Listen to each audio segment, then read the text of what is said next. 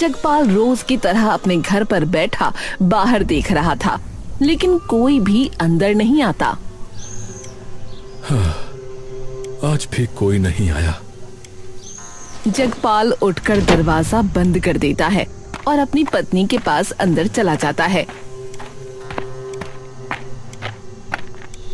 क्या हुआ? आज भी कोई नहीं आया?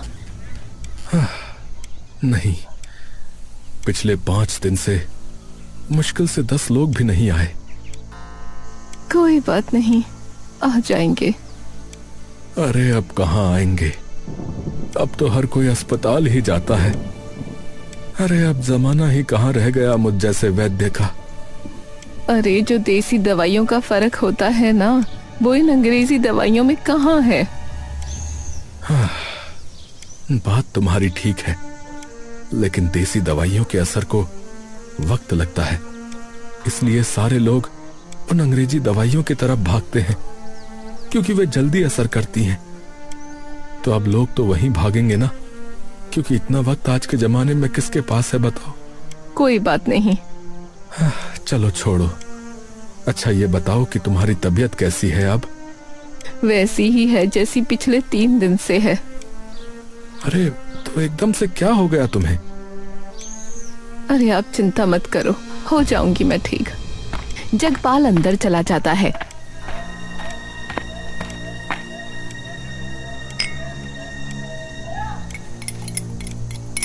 और अंदर से एक दवाई बनाकर ले आता है।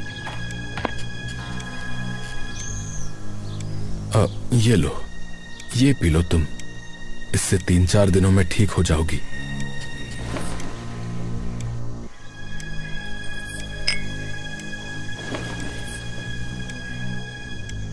अब कुछ देर के लिए सो जाओ। अच्छा ठीक है, आप भी लेट जाइए, सुबह से बैठे ही हुए हैं। कुछ दिन यूं ही बीत जाते हैं। लीला बुरी तरह से हाँफ रही होती है। अरे बस बस, शांत हो जाओ।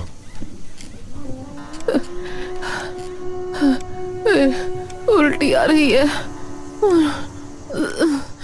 लीला एकदम मुंह बिस्तर से नीचे करके उल्टी कर देती है।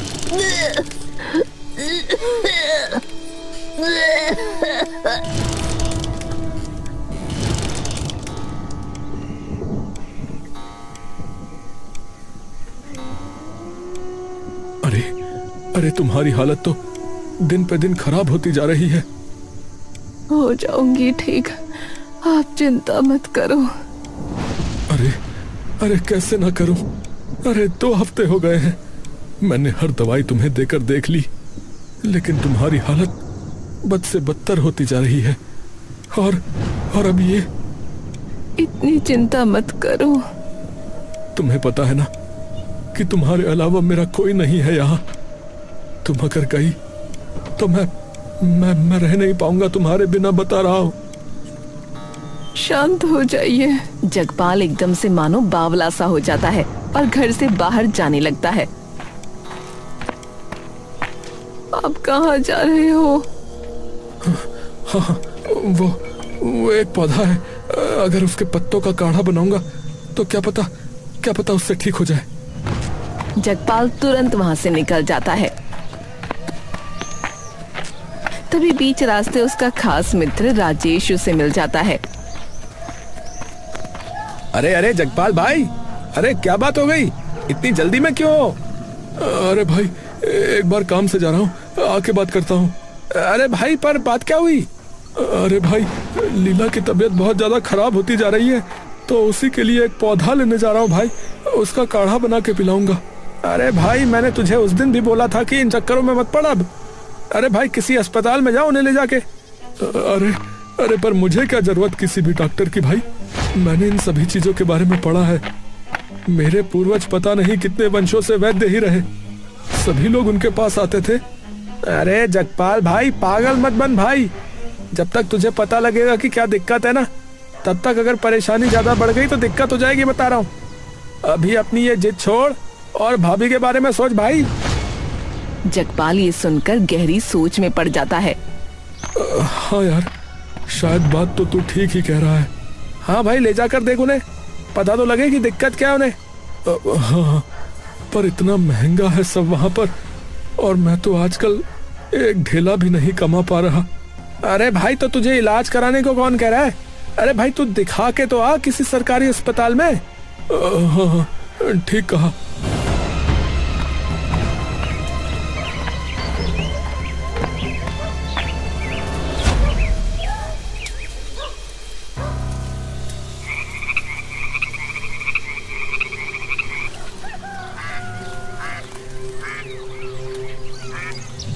जगपाल अगले दिन लीला को अस्पताल ले जाता है। देखिए, क्या हुआ डॉक्टर साहब? हमने इनके टेस्ट तो कर लिए और इन्हें कैंसर डिटेक्ट हुआ है। ये सुनते ही लीला और जगपाल के होश उड़ जाते हैं। ये आप क्या कह रहे हैं डॉक्टर साहब? नहीं नहीं। अब देखिए, आप शांत हो जाइए, संभालिए इन्हें। संभालिए खुद को। तो अब क्या करें? देखिए, तो अब इनका बचना जरा मुश्किल है। अब चाहे तो इलाज करा सकते हैं, पर उससे भी पक्का नहीं कि ये बच पाएंगी या नहीं। जगपाल ये सुनते ही एकदम शांत हो जाता है और चुपचाप लीला के साथ वहां से चला जाता है।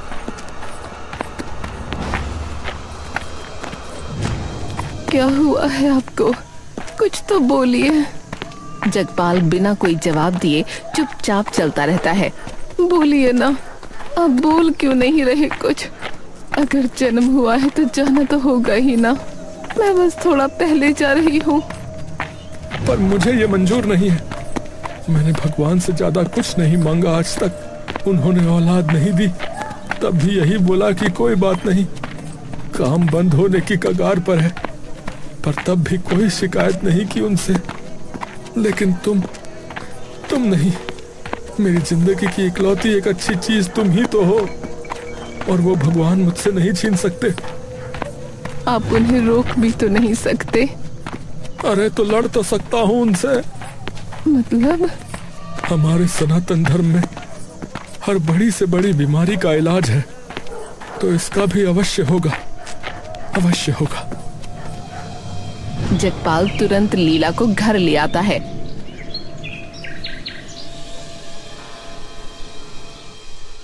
अब मैं दूसरे कमरे में हूँ। अच्छा, जरूरत हो तो बुला लेना। क्या करने वाले हैं आप? ढूंढने वाला हूँ तुम्हें बचाने का रास्ता। जगपाल तभी दूसरे कमरे में चला जाता है, जो कि पूरी तरह किताबों से भरा होता है।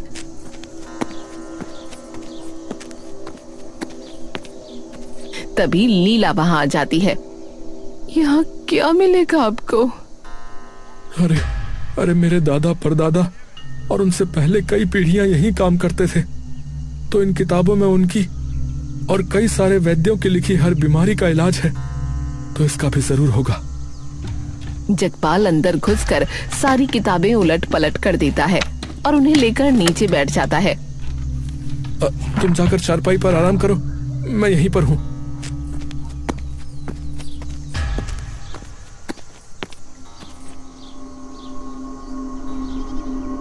और जगपाल वहीं उन किताबों को उलट पलट करता रहता है।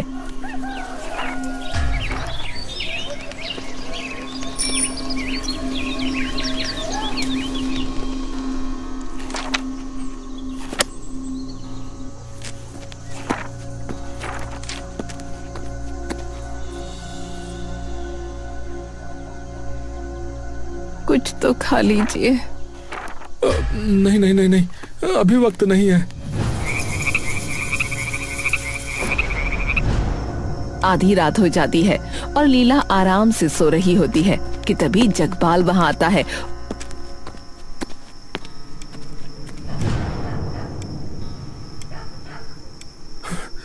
अरे लीला, लीला उठो उठो उठो, मिल गया मिल गया।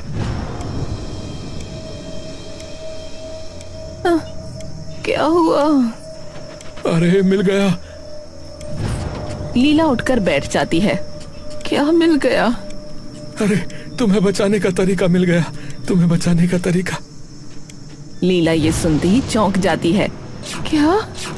हाँ हाँ, आओ मेरे साथ। लीला जगपाल के साथ अंदर चली जाती है, जहाँ सारी किताबें इधर उधर बिखरी होती हैं। जगपाल उन किताबों में से एक किताब उठाकर दिखाता है। देखो, बचपन में मैं एक बार अपने दादा के साथ एक गांव में गया था। ये किताब वहां मिली थी हमें। दादा ने कभी लेकिन पढ़ी नहीं। तो इसमें क्या है ऐसा? अरे अरे, इसमें एक तालाब के बारे में लिखा है, जिसके अंदर ऐसा अनोखा पानी है जिसमें नहाने से कोई भी बीमारी ठीक हो जाती है। समझी? क्या?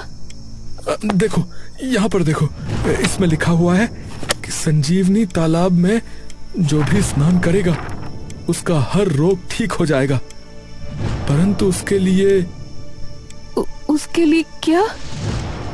बस वही नहीं पता, क्योंकि आगे का पन्ना फटा हुआ है। तो अब क्या? अरे वही जाना होगा, क्योंकि वही हमें इसका जवाब मिल जाएगा। अरे ये सभी बातें ऐसी ही होती हैं, किसी ने यूं ही लिखती होंगी मनगढ़ंत कहानी। अरे अब चाहे कुछ भी हो, अगर थोड़ा भी मौका है कि मैं तुम्हें बचा सकता हूँ तो मैं उस मौके का फायदा भाग कर उठाऊंगा। पर आपको ये कैसे पता कि वो तालाब है कहाँ? अरे वहाँ चलेंगे तो कुछ तो पता लग ही जाएगा। ठीक है, वैसे आपको ये तो पता है ना लिखी किसने है वो किताब? हाँ, ये किताब बृजमान सिंह नाम के किसी वैद्य ने लिखी है।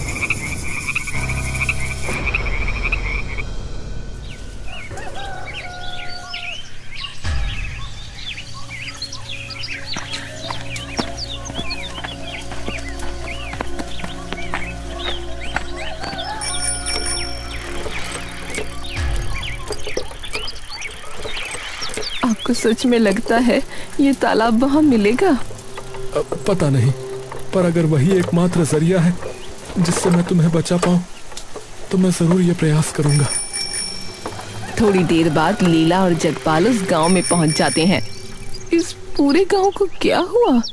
दिन में भी सुनसान पड़ा है। पता नहीं, चलो अंदर चल के देखते हैं कि क्या है। जगपाल और लीला तभी अंदर चले जाते हैं और जाकर इधर उधर देखने लगते हैं।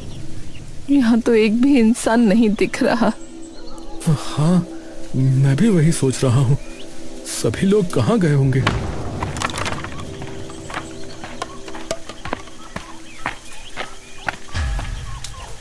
जगपाल तभी उसी के पास चला जाता है। अरे अरे भाई साहब, अरे सुनिए।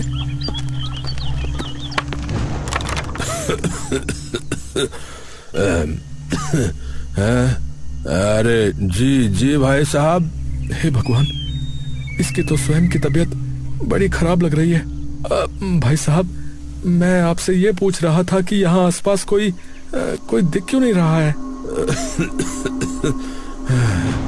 अरे कहाँ से दिखेंगे भाई साहब, आधे से अधिक गांव वाले तो बीमार पड़े हैं, तो बाहर कौन ही निकलेगा।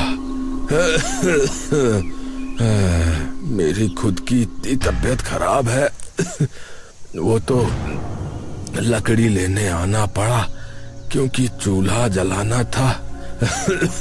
नहीं तो मैं भी नहीं आता भाई साहब। अब क्या, पर फिर कोई यहाँ इलाज क्यों नहीं करवाता। अरे कहाँ से कराएं भाई साहब, एक फूटी कौड़ी नहीं है और सारे के सारे बीमार पड़े हैं लोग, तो काम वगैरह भी नहीं कर पा रहे जिससे कि पैसे कमा पाए। अच्छा, एक सवाल था मेरा आपसे, यहाँ कोई संजीवनी तालाब है क्या? हाँ, यहाँ कैसा तालाब भाई साहब, यहाँ तो सब सूखा पड़ा हुआ है। अच्छा, तो ऐसा कोई है जिसे पता हो इसके बारे में, या कोई भी ऐसा आदमी जिसे इस गांव के बारे में अच्छी जानकारी हो? वो तो आपको इस गांव के पुजारी ही बता सकते हैं। अच्छा, वो कहाँ मिलेंगे? विजय उन्हें पुजारी के मंदिर का रास्ता बता देता है और जगपाल तभी लीला को लेकर सीधा पुजारी के पास चला जाता है। ले जाते वक्त बीच रास्ते में उसे गहरा और चौड़ा गड्ढा दिखता है। अरे यहाँ क्या हुआ था? पता नहीं, ऐसा लग रहा है जैसे किसी ने कुछ ढूंढने के लिए यहाँ खुदाई की हो।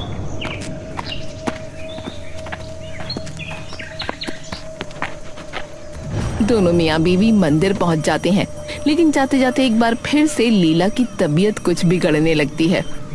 अरे अरे तुम बैठ जाओ, मैं एक बार बात करके आता हूँ। अच्छा, तुम आराम करो। ठीक है।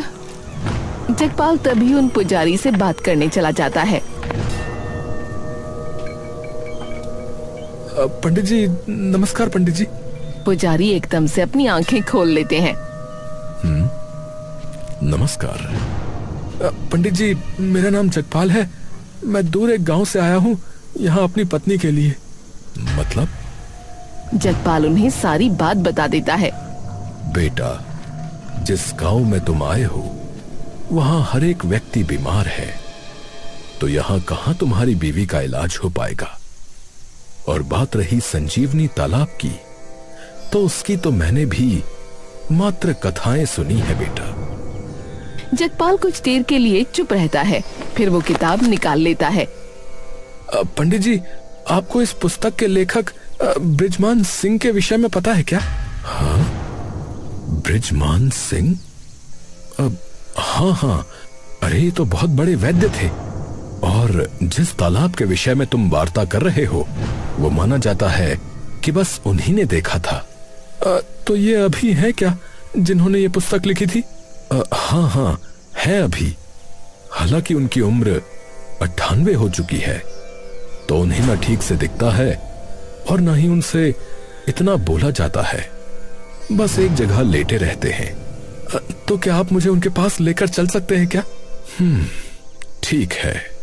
एक बात और पंडित जी, यहाँ कोई ऐसी जगह है जहाँ मेरी पत्नी आराम कर सके? हाँ, यहाँ मंदिर के बगल में ही एक कमरा है जहाँ मंदिर का सामान रखा रहता है। वो वहां विश्राम कर सकती हैं।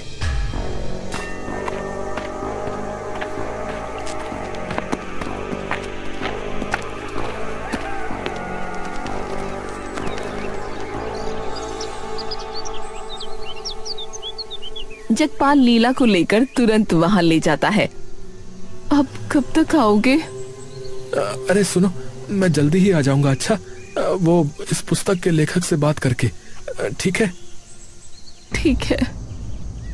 तुम अपना ध्यान रखना। अच्छा। जगपाल तभी उस पुजारी के साथ बृजमान सिंह के घर चला जाता है।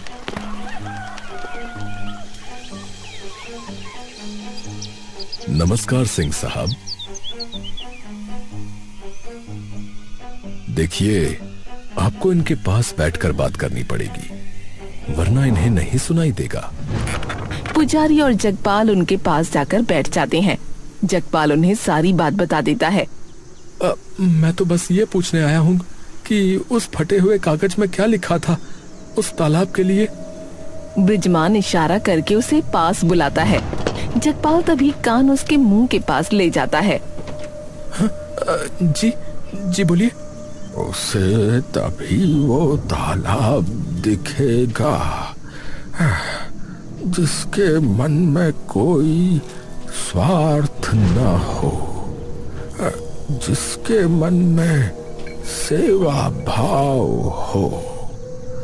तुम्हें उस तालाब तक नहीं जाना, वो तालाब स्वयं तुम्हारे पास आएगा।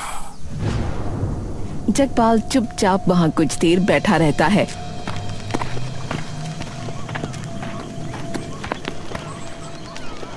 तभी वो देखता है कि शाम को कोई भी बाहर नहीं होता। पंडित जी, वैसे यहाँ लोगों को हुआ क्या है? पता नहीं बेटा, पर ये गांव कभी भी अमीरों का गांव नहीं था। तो यहाँ जितने भी बीमार लोग हैं, उनके पास इलाज करवाने का पैसा नहीं है। एक बृजमान जी वो वैद्य हुआ करते थे जो सबकी सहायता कर सकते थे, लेकिन अब वो स्वयं इतने बूढ़े हो चुके हैं कि किसी की सहायता नहीं कर पाते। पता नहीं कितनों के प्राण बच सकते थे, बस इसलिए नहीं बच पाए क्योंकि इलाज कराने के उनके पास पैसे नहीं थे। जगपाल कुछ देर के लिए शांत रहता है। उसे तभी वो तालाब दिखेगा जिसके मन में कोई स्वार्थ न हो, जिसके मन में सेवा भाव हो। पंडित जी, आप एक काम कर सकते हैं, जो भी लोग बीमार हैं उन्हें बोलिए कि मेरे पास आए। मैं भी एक वैद्य हूं, क्या पता मैं उनकी कुछ सहायता कर सकूं। अरे वाह, ये तो बहुत अच्छी बात है बेटा। ठीक है, मैं कह के आता हूं। चलिए, मैं इतने में जंगल से कुछ चीजें ले आता हूं दवाइयां बनाने के लिए, और उसके अलावा मुझे कुछ मसाले भी चाहिए होंगे। तो क्या उनका इंतजाम हो सकता है? हाँ हाँ बेटा, हो जाएगा। धन्यवाद पंडित जी।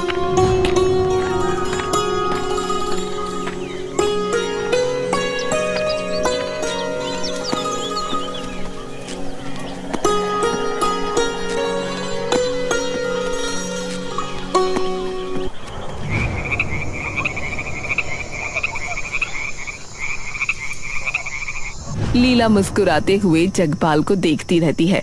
तभी जगपाल का ध्यान उसकी ओर चला जाता है। हाँ? क्या क्या हुआ?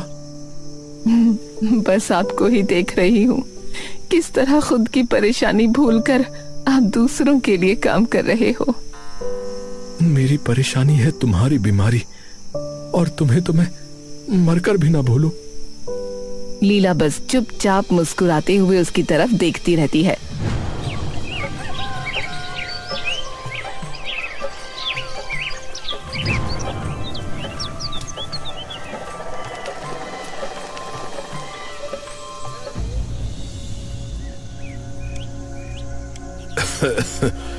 बेटा, कई महीनों से बुखार आता रहता है बार बार, और पूरा बदन जो है टूट रहा है बेटा दर्द से।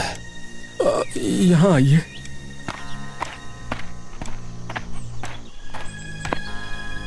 जगपाल उनकी आंखें बड़ी करके देखता है और फिर उनकी छाती पर हाथ रखकर कुछ देखने लगता है और फिर उन्हें कुछ पुड़िया बनाकर दे देता है। काका, मोती झरा लग रहा है, तो ये कुछ पुड़िया दे रहा हूँ, इन्हें सुबह शाम लेना है हफ्ते भर। हाँ, धन्यवाद बेटा, धन्यवाद।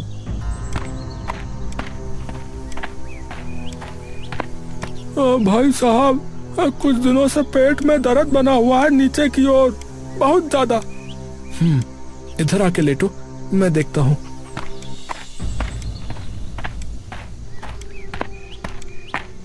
वो गांव वाला अंदर आकर लेट जाता है और जगपाल अपने अंगूठे से उसके पेट को दबाने लगता है। तुम्हारी धरण बिगड़ी हुई है, इसलिए ये हो रहा है। रुको, करता हूँ ठीक। शरीर एकदम ढीला छोड़ दो। जगपाल थोड़ी ही देर में उसके पेट का दर्द ठीक कर देता है। अरे अरे अरे, आपने तो एकदम कमाल कर दिया। अरे बिल्कुल दर्द गायब। वो तो ठीक है, पर रात को जीरे का पानी पिया करो, अच्छा? पेट साफ रहेगा तुम्हारा। जी जी जी। कुछ हफ्तों यूं ही चलता रहता है।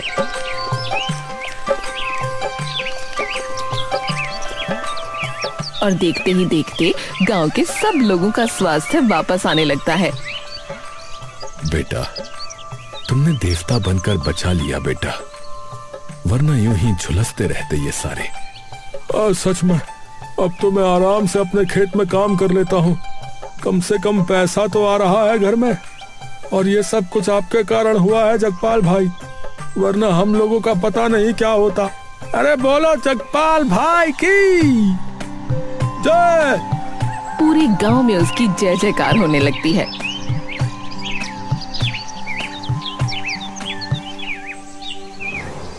जगपाल जैसे ही वापस घर आता है, तभी उसे दिखता है कि लीला नीचे गिरी पड़ी है।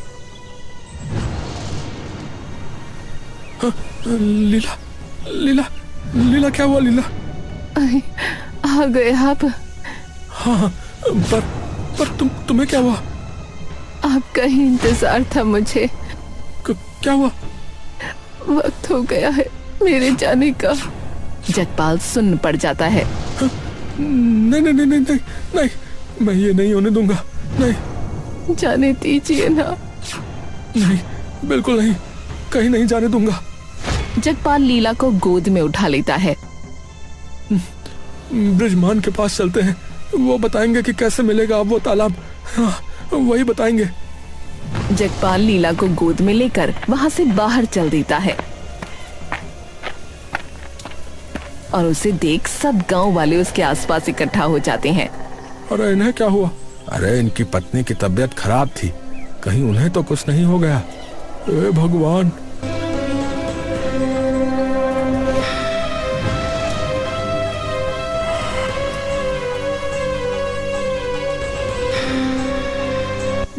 सिंह साहब अब तो बता दीजिए। अब तो मैंने निस्वार्थ भाव से सबकी सेवा भी कर ली, तो वो तालाब कहाँ मिलेगा बताइए ना। अब मैंने नहीं ढूंढा था बेटा, अब मेरे पास भी स्वयं आया था बेटा।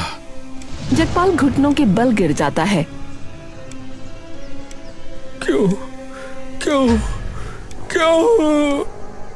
मैंने क्या बिगाड़ा है भगवान आपका? मुझे बस एक ही चीज से प्रेम था और वो थी मेरी पत्नी। आपने मेरे माँ बाप छीने, मैंने कुछ नहीं कहा। आपने औलाद नहीं दी, मैंने कुछ नहीं कहा। आपने पैसे नहीं दिए, तब भी कुछ नहीं कहा। लेकिन इसे भी आप ले लोगे मुझसे। मैंने क्या जुर्म किया है भगवान? मैंने क्या जुर्म किया है? ये सुनकर सब लोग भावुक हो जाते हैं। अरे भैया, अरे जिस इंसान ने बिना कुछ मांगे हमें ठीक कर दिया, अब देखो वो मजबूर पड़ा है खुद की पत्नी को बचाने के लिए। हम इलाज तो नहीं कर सकते, पर भगवान से मांग जरूर सकते हैं इनके लिए। सब गांव वाले अपने घुटनों पर बैठ भगवान से प्रार्थना करने लगते हैं। तभी देखते ही देखते आसमान गहरे काले बादलों से भर जाता है और जोरदार बारिश होने लगती है। जगपाल नीचे सर झुकाए रो रहा होता है। तभी उसकी पीठ पर एक हाथ आता है। जगपाल नजरें उठाता है तो सामने ब्रिजमान उसे खड़ा दिखता है, जो उसकी ओर मुस्कुराकर अपनी उंगली से एक और इशारा कर रहा होता है। जगपाल जैसे ही अपनी नजर उस ओर करता है, तभी उसे दिखता है सामने एक पीली रोशनी चमक रही है। तालाब? हाँ, जगपाल लीला को तुरंत वहां ले जाता है और देखता है कि सामने एक बड़ा सा तालाब बन चुका है, बारिश का पानी भरकर। लीला ये तो वही है जिसे हम गड्ढा समझ रहे थे। मतलब तालाब हमेशा से हमारे सामने ही था। जब मन में तूफान चल रहा हो ना, तो सामने चमकता सूरज भी नहीं दिखता। जगपाल मुस्कुराते हुए लीला को ले उस तालाब में उतर जाता है और कुछ देर बाद जैसे ही उस चमकते हुए तालाब से वो लीला को बाहर निकालता है, तभी लीला का चेहरा देख उसके चेहरे पर बड़ी सी मुस्कान आ जाती है। जगपाल तुरंत उसे बाहर ले जाता है और नीचे लिटा देता है। लीला। तभी लीला को होश आने लगता है। हाँ, जगपाल जी। लीला तुम वापस आ गई लीला।